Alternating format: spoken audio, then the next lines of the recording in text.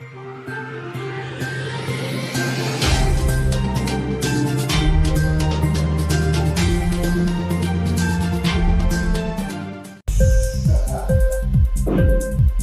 TV prime time news కి స్వాగతం.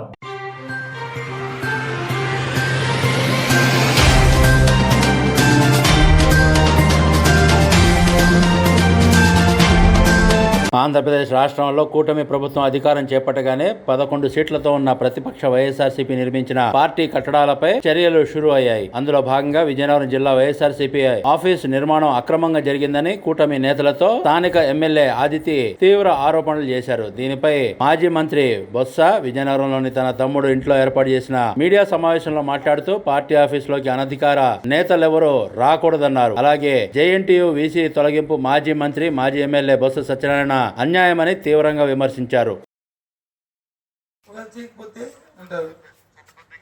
ఉదాహరణ కూడా మీరు తర్వాత చెప్తాను.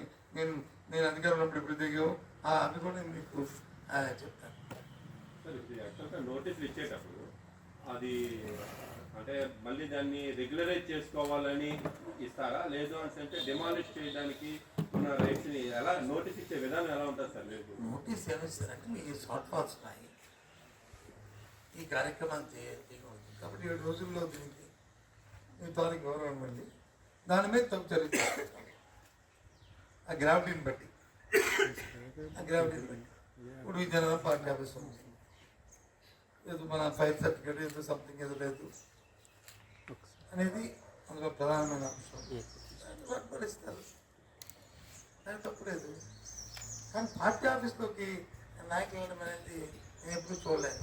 నా 30 సంవత్సరాల రాజకీయ చరిత్ర చూడలేదు. అవతల పక్క కూడా ఆ కుటుంబం కూడా పెద్ద కుటుంబం, వాళ్ళేమి రాజకీయాలు లేనవి కాదు. నాకు తెలిసి సీనియర్ నాయకులు ఆయన కూడా ఎప్పుడు అలాంటి కార్యక్రమాలు ఎప్పుడు చేయలేదు. చేయకూడదు.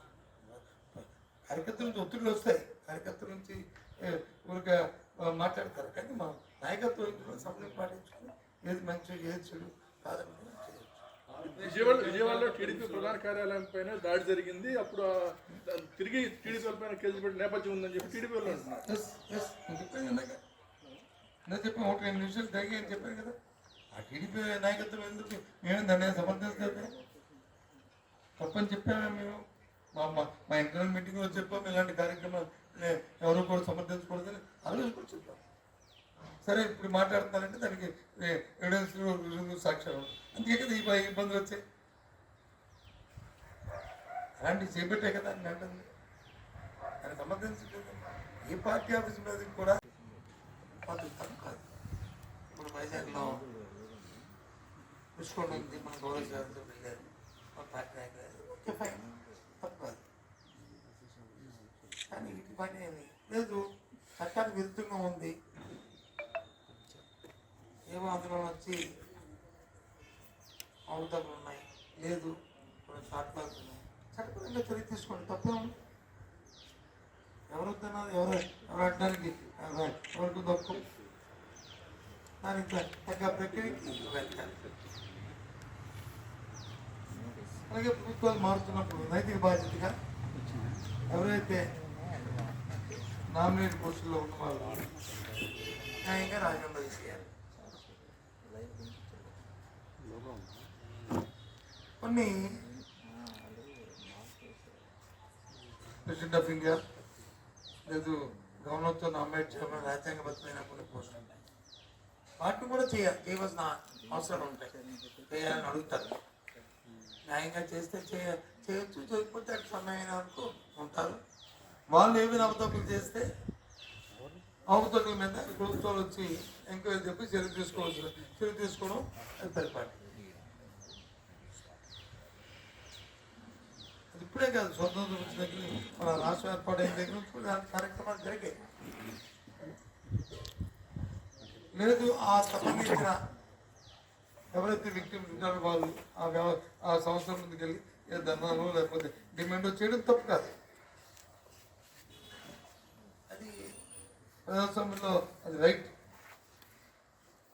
కానీ ఎన్నుకోబడిన నాయకులే వెళ్ళి ఒక దౌర్జన్యపూర్తిగా కనిపిస్తున్న నేపథ్యాలు చేయడం అనేది అది సంబంధిస్తుంది. ఇలాంటి టెన్షన్ ఇది రాబోయే కాలానికి ఇది మంచి సాంప్రదాయాలు చేయాలనేది నా తాలూకా కోరిక. ఇక అధికారులు అంటారు, అధికారులు పాపం వాళ్ళు ఏం చేస్తారు ఎస్ఐ పూర్వంకి ఇప్పుడు జెండా మారిన తర్వాత అధికారంలో ఏ పార్టీ ఉంటే ఆ పార్టీకి వాళ్ళు కార్యక్రమాలు చేయడం, ఆ చట్టాన్ని రెగ్యులేటరీ చేయడం, అవన్నీ ఎప్పుడో కొంత సమయం మధ్య నేపథ్యాలు కూడా ఉన్నాయి. వాళ్ళ మీద అందుకే వాళ్ళ గురించి మాట్లాడవలసిన సందర్భం కాదు. కానీ నాయకత్వం వహిస్తున్న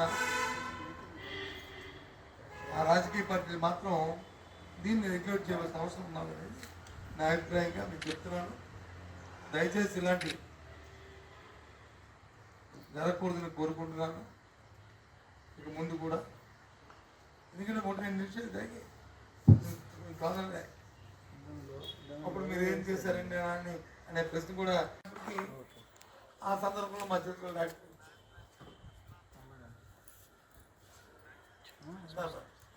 ఎప్పుడు కూడా దాన్ని బట్టి సమర్థించే నేపథ్యం లేదు. కాబట్టి మళ్ళీ ఇలాంటి పునరావృతాలు జరగకుండా